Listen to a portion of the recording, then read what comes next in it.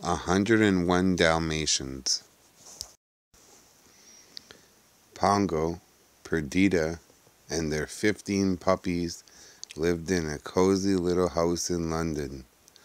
Their house belonged to their humans, Roger and Anita.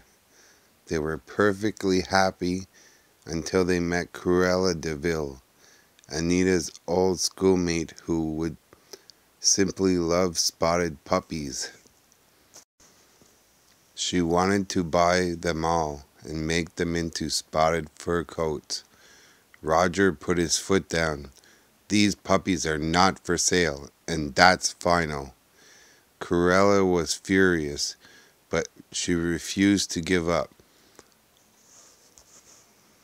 One night, Cruella's two nasty henchmen, Horace and Jasper, kidnapped the puppies. Then they drove out to Cruella's old country estate and waited to hear from their boss. When the puppies got there, they saw lots and lots of other Dalmatian puppies who had also been snatched by Horace and Jasper. Back at home, Pongo and Perdita could not believe what had happened.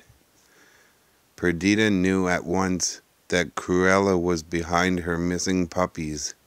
"She has stolen them," sobbed Perdita. "Oh, Pongo, do you think we'll ever find them?" Pongo knew that the twilight bark was their only hope. He would bark his message to the dogs in London. They would pick it up and pass it along to the dogs in the country, and maybe someone would find the puppies. That night, the twilight bark reached a quiet farm where an old English sheepdog known as Colonel lay sleeping peacefully. "Alert! Alert!" shouted Sergeant Tibbs, a cat who lived on the farm. "Vital message coming in from London." The colonel listened closely. 15 puppies have been stolen," he cried. Sergeant Tibbs remembered hearing barking at the old de Vil's place.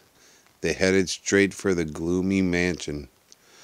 The colonel helped Tibbs look through the window. Sure enough, they were the 15 puppies, plus their 84 new friends. Tibbs and Colonel overheard Cruella, Jasper, and Horace talking. When they heard her plans to make coats out of puppies, they knew there was no time to waste.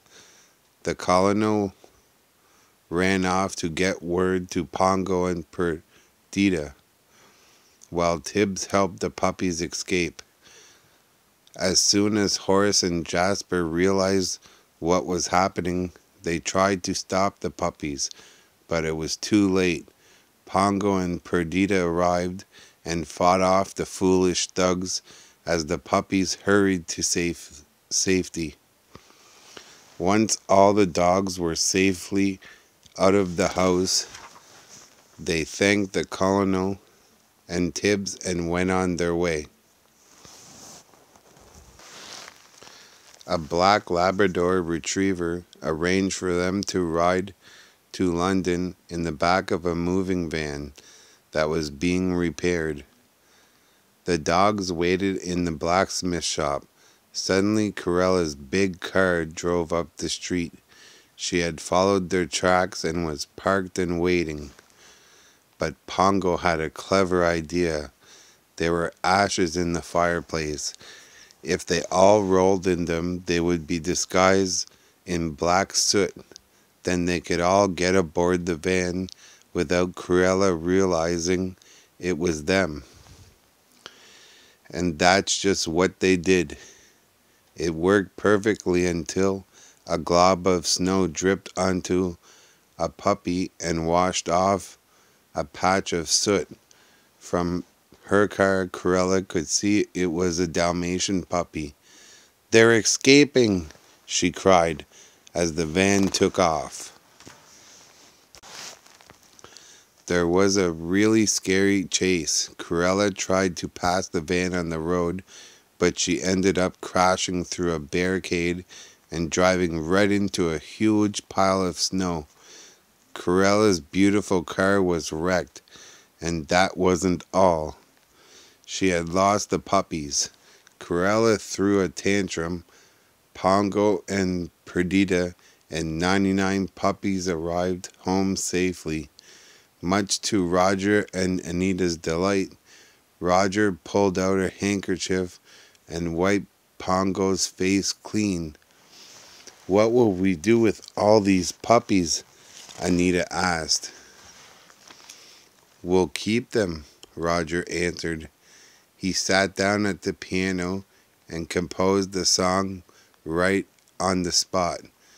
"We will buy a big place in the country and we'll have a plantation," he sang. "A Dalmatian plantation." And that's exactly what they did. The end.